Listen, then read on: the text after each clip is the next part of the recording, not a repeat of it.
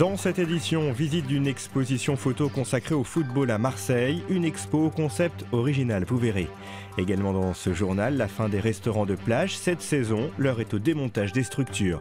Mais avant de revenir plus en détail sur ces titres, rejoignons une entreprise lyonnaise qui sait mettre en valeur le handicap. Je me rends chez le client, j'assiste à la réunion, et ensuite je retranscris ce qui est dit sous forme synthétique ou verbatim selon la demande du client. Je réalise surtout des missions de déclaration de travaux, de suivi de transport et d'achat. J'ai tout ce qui est responsabilité comptable, financière, mais surtout tout ce qui est développement commercial. Des missions à haute valeur ajoutée auprès d'une soixantaine de clients. Dans cette entreprise, près de 100% des salariés sont en situation de handicap. La plupart ont dû rebondir après un accident de parcours et souvent plusieurs années de recherche d'emploi. C'était mon premier poste, on va dire, permanent. Avant, je faisais des plus petites missions, mais j'avais jamais eu de CDI. Ça nous offre une chance de se réengager, d'avoir de nouveaux projets sur du travail.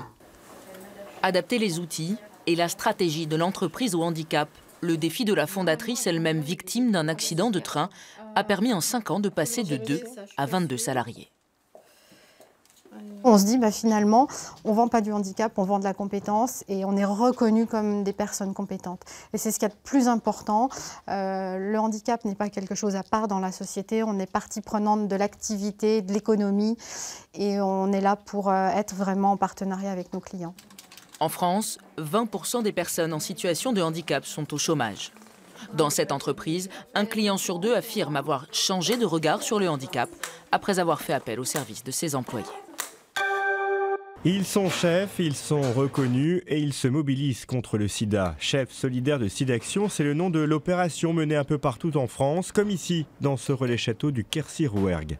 Quand une cause vaut la peine d'être défendue, tous les moyens sont bons pour promouvoir cette cause et la défendre. Donc après, que ce soit les chefs, que ce soit n'importe qui d'autre, à partir du moment où on peut faire passer des messages et faire parler des problèmes qu'il y a, je pense que tout est bon pour arriver à ça.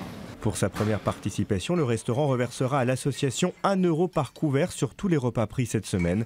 L'opération doit durer jusqu'au 8 octobre.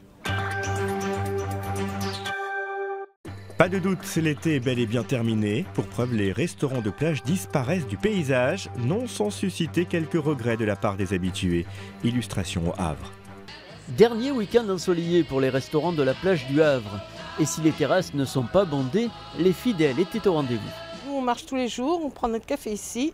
Et aujourd'hui, on est venu manger pour le dernier jour, avant l'année prochaine. C'est merveilleux.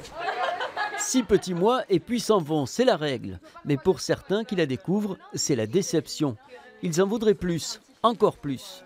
Non, on ne savait pas. Du coup, on est arrivé, on était un peu choqués parce que franchement, ça donne beaucoup de vie au Havre.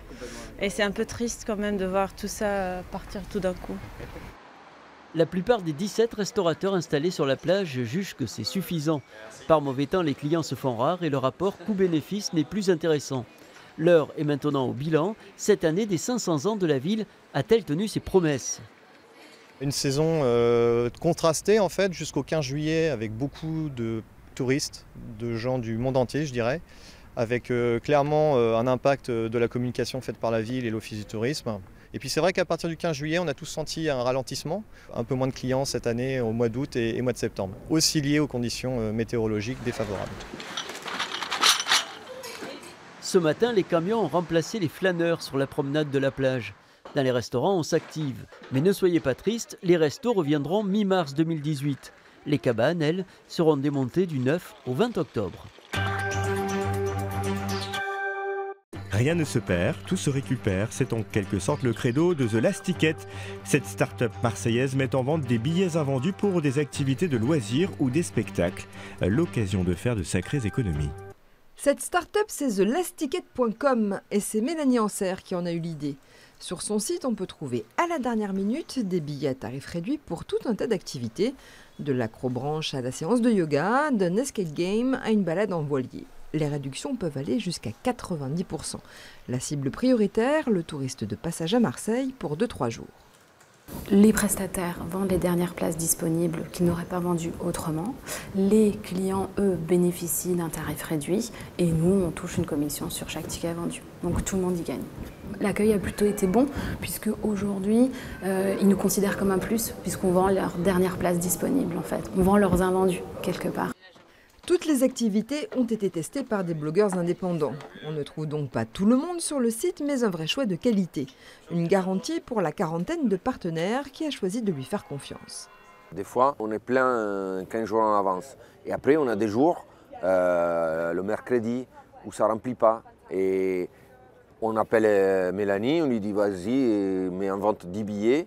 Et ça fait une espèce de boost, des turbos qu'on met les derniers 2 jours. Et ça, c'est une chose que nous, on ne sait pas faire. Au moins, qu'on ne sait pas faire et qu'on n'a pas le temps de faire. Avec déjà 5000 inscrits, les résultats de la start-up sont encourageants. Prochaine étape pour Mélanie, se développer nationalement. Refermons cette édition avec une exposition de photos consacrée au football. Une expo pas tout à fait comme les autres à Marseille. La preuve en images. Il y a quelque chose qui cloche sur ces photos de Benoît Luisière. Toujours le même personnage au centre de l'action, un personnage banal sur un stade de seconde zone. En fait, un parti pris de l'artiste de se mettre lui-même en scène. J'ai aussi fait en sorte que les ballons disparaissent. L'idée, c'était un petit peu de voir le foot à travers plutôt des actions qui ne sont pas spectaculaires. C'est ce qui m'intéresse. Ce qu'il est par contre, c'est la sculpture inclinée dans le parc olympique de Munich, signée Marie-Denis, ou cette partie de foot impossible au milieu des bois. Décidément, on a l'impression que les 12 artistes se jouent de nous. On n'est absolument pas dans une exposition d'images de foot, comme on peut le voir dans l'Équipe ou dans d'autres magazines, comme on a l'habitude de les voir notamment dans les publicités. On est vraiment aux antipodes de cette photographie-là et on nous montre effectivement du football amateur, du football réalisé par des non-voyants. Parmi tous ces artistes, un Marseillais dont la collection privée est constituée d'objets marqués par la défaite. Cette matière première, moi, ça a été ces objets-là parce que ça m'intéressait en premier lieu. Donc à un moment donné, mon cerveau se décale un petit peu et je deviens l'artiste qui travaille sur cette matière-là pour en faire autre chose. Photofoot, une exposition qui ouvre le Festival de photographie contemporaine de Marseille à découvrir jusqu'au 11 novembre, rue de la République.